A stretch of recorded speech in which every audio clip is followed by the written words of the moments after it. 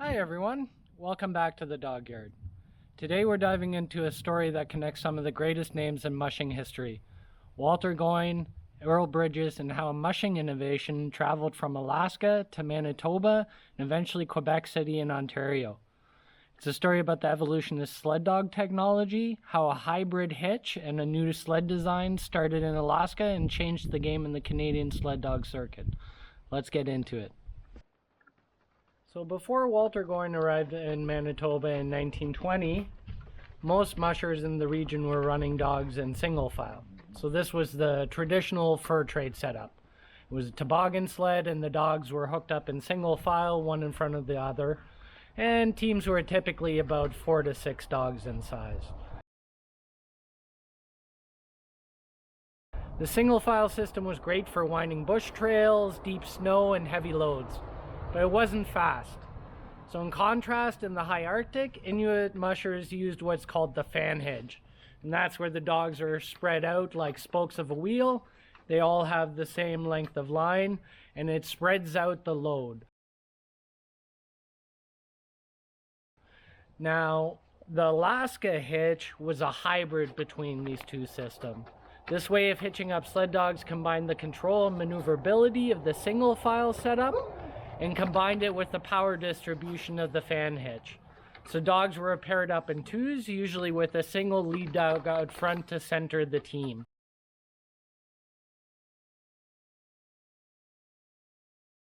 So this allowed for better control without kind of sacrificing the speed. And it also allowed, so in the single file setup, for instance, if a dog in the middle is slacking off, because the dogs are all interconnected to each other, it slows down the whole team. Whereas in the Alaska hitch system, the dogs are hitched to one central line. So if you have one dog who's not performing as well, it doesn't affect the overall speed of the team. So the Alaska hitch was a hybrid. It was kind of a way of taking those two systems and combining them. And when Walter Goyne showed up to the race in the Manitoba with that setup, it was unlike anything locals had seen. So it was big news. Even in Ontario and the Timmins area where we were, there was local newspaper articles about it. And it wasn't just the hitch that caught the attention. Goyne was also using a new sled design and was wearing a parka that was based on the Inuit parka, which no one had really seen before. So let's talk about sleds. In the fur trade days, most mushers used toboggan sleds, flat, wide, low to the ground, built to haul heavy loads. They would actually run beside the sled with a tug rope at the back of it to control the load and hop on and off. They didn't actually stand on the back like we do in modern times. So Walter Goyne shows up with a completely different sled design. It had long runners, an elevated bed, and less surface area on the snow, which allowed it to go much faster and allowed much more control. This sled was built for speed, not just cargo. So combine that with the Alaska hitch setup, Goyne's setup allowed him to navigate tight trails while maintaining speed, something the single-file toboggan teams couldn't do as effectively. And it worked. Walter won the 1920 race in the Manitoba, setting a new standard for what a sled dog team could look like. He came in so early, nobody was even ready for him to come across the finishing line. Now, while Walter Goyne was in the Manitoba racing, he stayed with a local family known as the Brydges family. And his distinctive parka design caught the eye of Mrs. Brydges. And recognizing its practicality against the harsh northern winters, she used it as a model to create similar garments for her family. And the parka was essentially more of a, what we would refer to in modern times as an anorak. It was a pullover that was based on the design of the parkas used by the Inuit in the kind of high Arctic of Alaska. Now, meanwhile, 13-year-old Earl Brydges, the son of the family, was watching everything. He saw Walter Goyne's new way of hitching the dogs, his sled, his approach to dog handling, and he was paying attention and watching the whole thing. Now, one really sad part of the story is that Walter Goyne actually died in a really tragic way in the winter of 1921.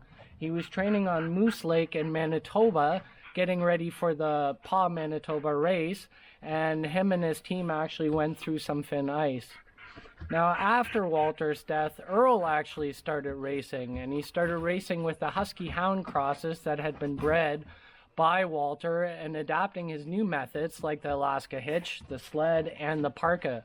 And he was only 17 when he decided to go race in Quebec City for the big Eastern International Dog Derby.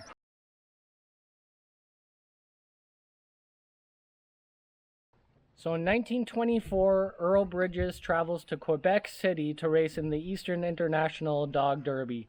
And he's using dogs bred by Walter Goyne, using a sled modeled after Walter's and running that hybrid hitch, the Alaska Hitch.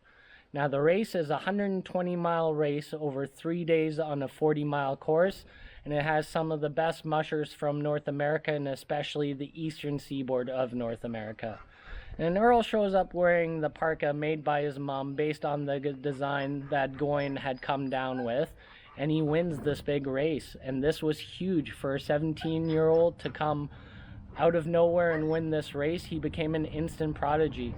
Now, he wasn't done though. On his way back, he actually ended up stopping in our area in Timmins and running in the Porcupine Dog Derby.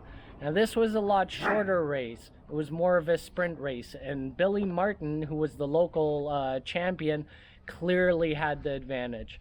Earl ended up finishing 4th, and he actually said that it was just the race was not suited to his dogs, and the dogs that Billy had were much more suited to the shorter 14-mile distance. But even in Timmins, the other mushers were paying attention. They saw that new hitch, they saw that sled, and the innovations were spreading. Earl wasn't the only musher to adopt the Alaska Hitch. In the Manitoba, Shorty Russick was also running dogs in the new setup. Emile St, another Manitoba musher, took that hitch to the next level, eventually winning the Olympics in 1932. He's to date the only musher who's actually in the Canadian Sports Hall of Fame. So what started out as a hybrid system, a combination of the single file and fan hitch, became the new standard for racing. The idea was simple: more speed, more control, and a tighter formation. And while Goyne himself never got to see how far this idea traveled, his influences was all over the Canadian mushing scene, from Pa to Quebec City to Timmins and beyond. Walter Goyne's introduction to the Alaska Hitch in Manitoba was a game changer. A mix of single file and fan hitch that became the gold standard for sled dog racing.